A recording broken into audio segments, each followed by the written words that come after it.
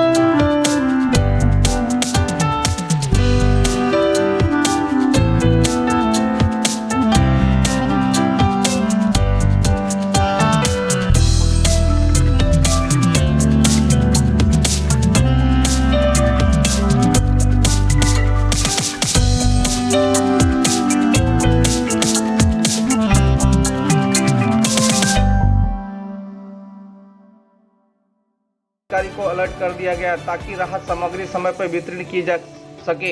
इस घटना को ध्यान में रखते हुए नदी रात्रि में स्थित है, पानी घट रहा है, सतर्कता बरतने की जरूरत है।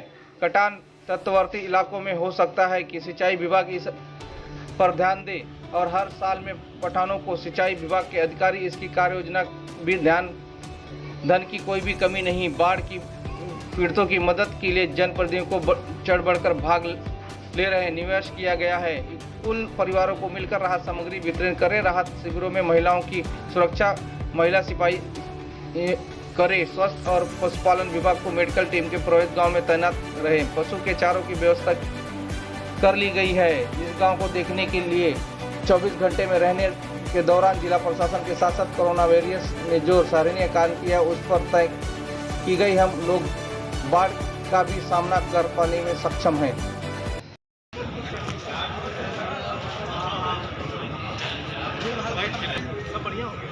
चलो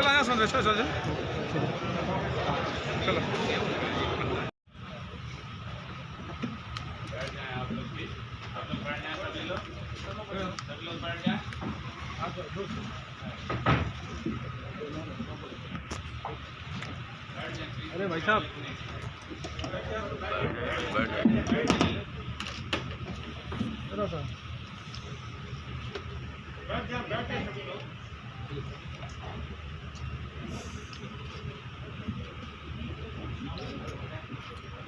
मित्रों, वर्तमान में प्रदेश का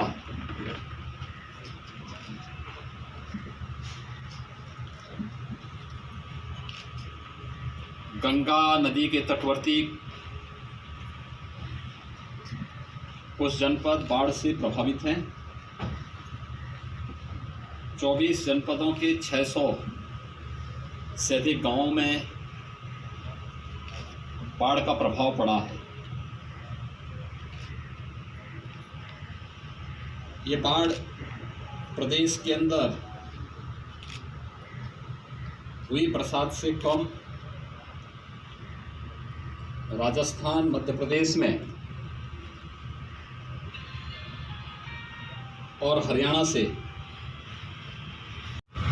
हथनी कुंड बांध हरियाणा से अतिरिक्त जल छोड़ने के कारण यमुना, चंबल, बेतवा नदी में अत्यधिक जल प्रवाह के कारण बाढ़ से लगभग 24 जनपद प्रदेश के अंदर प्रभावित हुए हैं, जिनमें 600 से अधिक गांवों पर इसका असर पड़ा है। मैंने इन जनपदों की व्यापक वहाँ पर निरीक्षण भी किया है और बाढ़ प्रभावित क्षेत्रों की समीक्षा भी की है। मैं भी हमीरपुर, जालौन, इटावा और औरैया होकर के आया। कल मैं वाराणसी में था। वाराणसी से कल मैंने चंदौली, मिर्ज़ापुर, भदोई इन जनपदों के भी बाढ़ राहत कार्यों की समीक्षा की। आज मैं स्वयं यहाँ पर गाजीपुर जनपद में आया हूँ। गंगा जी के तटवर्ती क्षेत्रों में बाढ़ के कारण लगभग 32 राजस्व गांव प्रभावित हुए हैं। लगभग 1.5 लाख की आबादी कम और ज़्यादा इससे प्रभावित हुई है। मैंने अभी बाढ़ पीड़ितों को दी जाने वाली राहत सामग्री का भी निरीक्षण किया और साथ ही साथ जनप्रतिनिधियों के मार्गदर्शन में, उनके नेतृत्व में जिला प्रशासन के द्वारा राहत कार्यों को किए जाने की समीक्षा भी की है। युद्ध स्तर पर कार्य चल रहे हैं। हर प्रभावित गांव में नाव या फिर SDRF, NDRF या PSC की फ्लड यूनिट को लगाने की कार्रवाई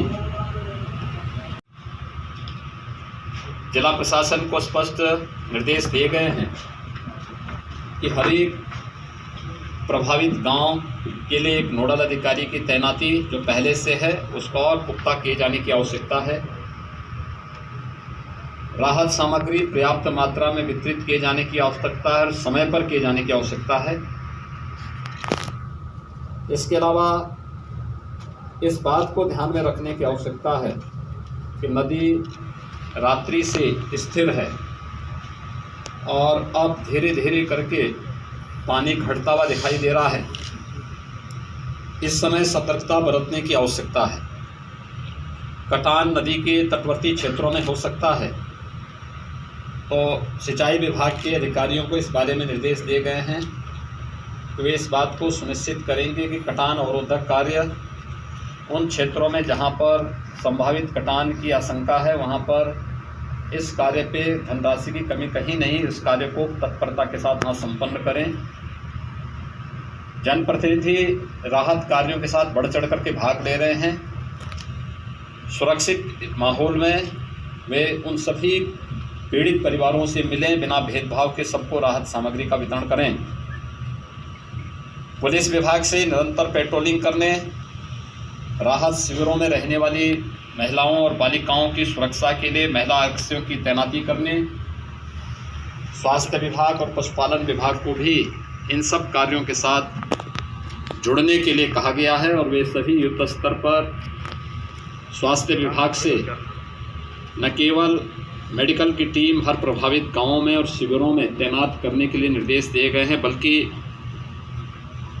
एंटी रेबीज के इंजेक्शन और एंटी स्नेक वेनम यानी सांप बिच्छू के काटने की शिकायतें इस सीजन में ज़्यादा होती हैं, इसको भी हर जगह इसकी उपलब्धता सुनिश्चित कराने के लिए कहा गया है। पशुपालन विभाग से पशुओं के उपचार और उनके लिए चारे की व्यवस्था के लिए भी कहा गया है। ये सभी कार्य युद्ध स्तर पर चल रहे हैं। जिन 32 राजस्व गांवों में बाढ़ का प्रभाव देखने को मिला है उन पर युद्ध स्तर पर लग करके